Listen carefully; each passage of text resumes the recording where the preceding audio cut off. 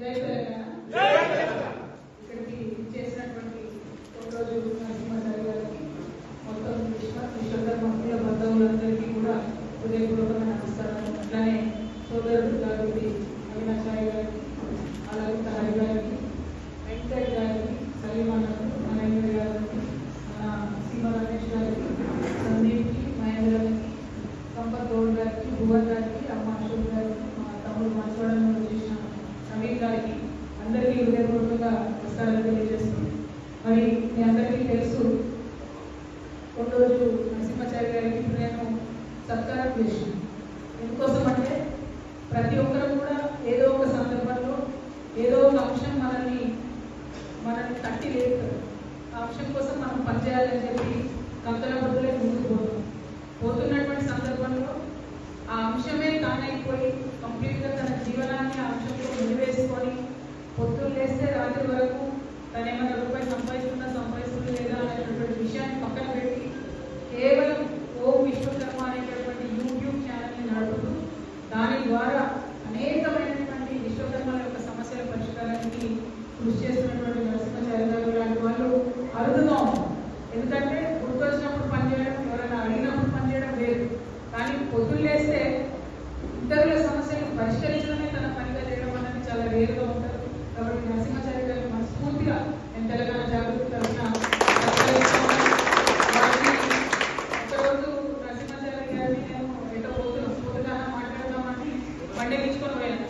అసలు ఈయన phone ambulance sir పోయినట్టే పోతారు. ఒకసారి ఆదిలాబాద్ ఏం చేస్తారు, ఒకసారి మహబూబ్నగర్ ఏం చేస్తారు, ఒకసారి ఇంకో గంట ఏం చేస్తారు.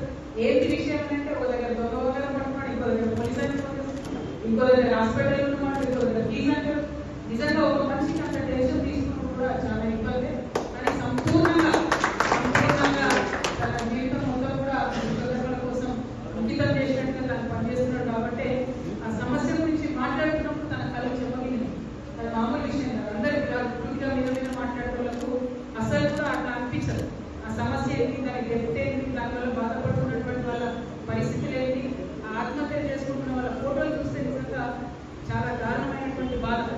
ఇందాక నరసింహాచారి గారు మాట్లాడుతూ ఒక 2 అంశాలు చెప్పడం లేదు. ఒకటి 411 జీవో, మీ అందరికీ నేను వాగ్దానం చేస్తా ఉన్నా, 411 అనేటటువంటి యాక్ట్ సవరించే వరకు నేను మీ వెంటనే నడుస్తాను. నాకు ఒక మంచి పేరు ఉన్నది, ఏదైనా పట్టుకుంటే ఇష్టపడదు. కాబట్టి నేను 411 యాక్ట్ని ఖచ్చితంగా వెంటబడి సవరించేంత వరకు కూడా ప్రయత్నం చేస్తాం. ఎందుకంటే అందులో లొసుగులు ఉన్నాయి. చాలా సందర్భాలలో ఎవరైతే మోసం చేయరు, ఎవరైతే అమాయకంగా వ్యాపారం చేస్తున్నాం అనుకుంటారో వాళ్ళు కూడా బలైనటువంటి విధంగా చట్టం ఉంటుంది. సరే, దొంగలు పట్టుకోవాలి కరెక్టే, కానీ దొంగలు పట్టుకునేటటువంటి క్రమంలో మరి కంప్లీట్గా వృత్తి చేస్తున్నటువంటి ప్రతి ఒక్కరిని కూడా నిరంతరం ఒక ఇన్సెక్యూరిటీ చేసేటటువంటి చట్టాలు ఎప్పుడు కూడా వాంఛనీయం కాదు. కాబట్టి అటువంటి చట్టాల సవరణ జరగాలి. దానికోసం మీ సోదరిగా నా వరకు ప్రయత్నం చేస్తానని తెలియజేస్తున్నాను. తను మాట్లాడుతుంటే నాకు ఒక ఆలోచన వస్తాం. దేశవ్యాప్తంగా విశ్వకర్మలు ఉన్నారు, దేశవ్యాప్తంగా విశ్వకర్మలు ఉన్నారు. తను ఒక మాట అన్నాడు, మలబార్ కోడ్ వాళ్ళు 700 కోట్ల రూపాయలు ఎంఎస్ఎంఈ లోన్ తీసుకున్నారంటే ఒక్క దెబ్బకు నేను దేశవ్యాప్తంగా ఉన్నటువంటి పరిస్థితి ఏమైనా ఆలోచన మొదలుపెట్టింది. అంటే దేశవ్యాప్తంగా ఉన్నటువంటి పేద సాదా విశ్వకర్మలు చిన్న వ్యాపారాలు చేసుకునేటటువంటి వాళ్ళను పక్కకు పెట్టి మనం మొత్తం ఇటువంటి వాళ్ళే తీసుకుంటున్నారా లోన్ అనే విషయం కూడా మనందరం ఆలోచన చేయాలి. ఆర్టీఐ యాక్ట్ ఉంది, ఆ యాక్ట్ ద్వారా కూడా డెఫినెట్గా ఒక ఉద్యమంలాగా చెప్తాను. ఎందుకంటే మీకు రావాల్సినటువంటి మీ జీవితాలు, ఇంకెవరో జీవితాలు మీకోసం పెట్టినటువంటి ఫండ్స్ పోవడం కరెక్ట్ కాదు. మీరు చాలా చిత్తశుద్ధితో, లక్ష్యశుద్ధితో, చాలా సీరియస్గా ఇండెప్త్ అనాలిసిస్ చేసి మరి టేకప్ చేసుకుని తెలంగాణ జాగృతి తరఫున కూడా మీకు ఈ సందర్భంగా నేను మాట ఇస్తాను. ఎందుకంటే తెలంగాణ తెచ్చుకున్నాం, అందరం బాగుండాలి, సపండ వర్ణాలు బాగుండాలి, సపండ వర్గాలు బాగుండాలని కలపడం తెచ్చుకున్నాం తెలంగాణ. ఇటువంటి మీ టైంపాస్ ఏదో పాలిటిక్స్ కోసం తెలంగాణ తెచ్చుకోవాలి. తెలంగాణ తెచ్చుకున్నంత సమూలంగా మన జీవితాల్లో మార్పు రాకపోతే అది మనలాంటి వాళ్ళకి తప్పు అవుతుంది. కాబట్టి ఖచ్చితంగా నరసింహాచారి గారితో మరి వారితో కంటిన్యూస్గా మేము జాగృతితో అసోసియేట్ అయ్యి పనిచేస్తాం. ఎందుకోసం అంటే ఒక ఆలోచన ఉంది, ఎక్కడికక్కడ మండల స్థాయిలో మాల్ల లాంటి కట్టియాలి, కట్టించి వృత్తి పనిదారులు అందరికీ మన ఇవ్వాలనేటటువంటి ఆలోచన కూడా ఇంతవరకు ఉంటే కేసీఆర్ గారు అనుకోకుండా మన వరకు రాలేకపోయింది, అందలేకపోయింది. ఎందుకంటే అటువంటి ఏవైతే పెండింగ్ ఉంటుందో వాటిని ఇప్పుడు మనం చేసుకోవాల్సినటువంటి అవసరం ఉంది. మరి దేశంలో తెలియకలు కాపీ కొట్టుడు అలవాటు కాబట్టి కాంగ్రెస్ వాళ్ళు మేనిఫెస్టోలో కూడా అదే పెట్టింది.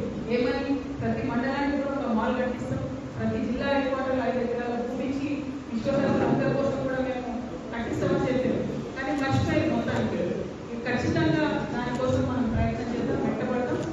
వాళ్ళు కట్టే వరకు ప్రయత్నం చేద్దాం. వాళ్ళు కట్టకపోతే మళ్ళీ వచ్చేది నేనే కాబట్టి మేము ఎందుకంటే ఒక్కసారి అన్న మంచి మోడల్ అయిపోయినారు నరసింహాచారి గారు. మనము ఒక 60-70 మంది సొసైటీగా ఏర్పడే ఒక చిన్న ఎంఎస్ఎంఈ ఇండస్ట్రీ పెట్టుకుంటే మేమే ఒక 500 మంది పిల్లలకు జాబ్ ఇచ్చేటటువంటి పరిశ్రమగా ఎదగలుగుతాం. కాబట్టి ఖచ్చితంగా మాకు అట్లా ఏమైనా ప్రయత్నం చేసి పెట్టండి అన్న. ఆ ప్రయత్నాలు చేస్తూనే హక్కుముక్తంగా ప్రభుత్వం నుంచి రావాల్సినటువంటి అంశాల మీద కూడా ఈ వైపున ఉండి నేను పోరాటం చేస్తానని తెలియజేస్తాను. కొంతమంది కూడా పొద్దున వచ్చినటువంటి విశ్వకర్మకి సంబంధించినటువంటి సోదరులు వేరే వాళ్ళు కూడా వచ్చినారు. వాళ్ళంతా కూడా నాకేం చెప్పిందంటే ఈ ఇన్సూరెన్స్ లాగా కూడా చేస్తున్నాం మేమని చెప్పడం జరిగింది. వృత్తి పనులు చేసేటటువంటి టైంలో రకరకాల యాక్సిడెంట్స్ అవుతాయి కాబట్టి ఇన్సూరెన్స్ చేస్తామని చెప్పి లేబర్ కార్డ్స్ కూడా ఇస్తున్నామని చెప్పి వాళ్ళు చెప్పడం జరిగింది. అటువంటి మంచి కార్యక్రమాలు మనందరం కూడా అసోసియేట్ అయ్యాం. మనం కూడా తల ఒక చేద్దాం, వేస్తే అందరికీ కూడా లాభం జరిగేటటువంటి ఆస్కారం ఉంటుంది. అట్ ద సేమ్ టైం విశ్వకర్మలకు సంబంధించి మనం ఒక చిన్న విద్యానిధిని కూడా స్థాపిద్దాం. దానికోసం ఎట్లా ప్రయత్నం చేయాలి,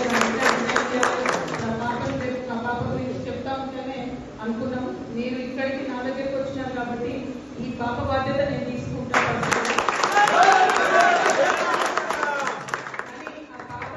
మరింత మంది బాధపడకూడదు కాబట్టి ఒక శాశ్వత పరిష్కారం వచ్చే విధంగా ఒక ట్రస్ట్ లాగా, ఒక విద్యానిధి లాగా పెట్టుకొని మనం పనిచేద్దాం.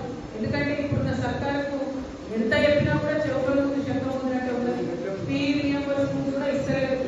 మళ్ళా మొహమాటం లేకుండా అసలు మాట నాకు సిగ్గు లేకుండా అసెంబ్లీలో హామీ ఇస్తాడు ముఖ్యమంత్రి గారు, మేము నెక్స్ట్ మంత్ నుంచే ఫీ రియంబర్స్మెంట్ రిలీజ్ చేస్తాము. ఇంతవరకు దాని గురించి మాట్లాడేటువంటి పరిస్థితి లేదు.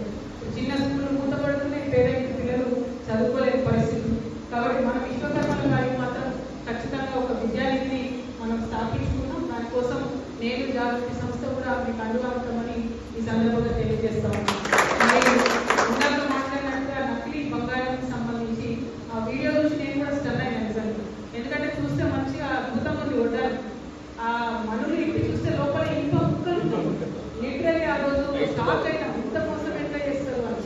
5 తులాలు 10 తులాల 20 తులాల ఎక్కువ అంటే ఎవరైనా పాపం కష్టపడి జీవితాంతం కూడా పెట్టుకున్నటువంటి సొమ్ముతో ఆడపిల్లలకు వడ్డాను పెట్టి పెళ్లి చేస్తే అలా 20 తులాల ఇంకో ముక్కలు ఉంటే వాళ్ళు ఏం చేయాలి ఈ షాప్లో ఉన్నారు.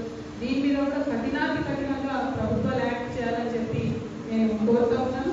మరి అన్న కేసులో పోలీసు వాళ్ళు మరి ఎంత ముందుకు పోయారో నాకు తెలియదు. ఇవే ఇంకో ముక్కలు బయటకు చూస్తే ఇట్లుంది.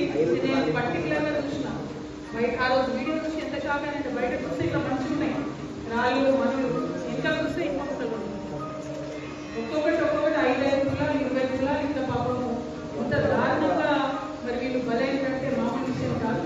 ఇట్లాంటి సీరియస్ అంశాలని నేను కూడా డీజీపీ గారికి ప్రత్యేకించి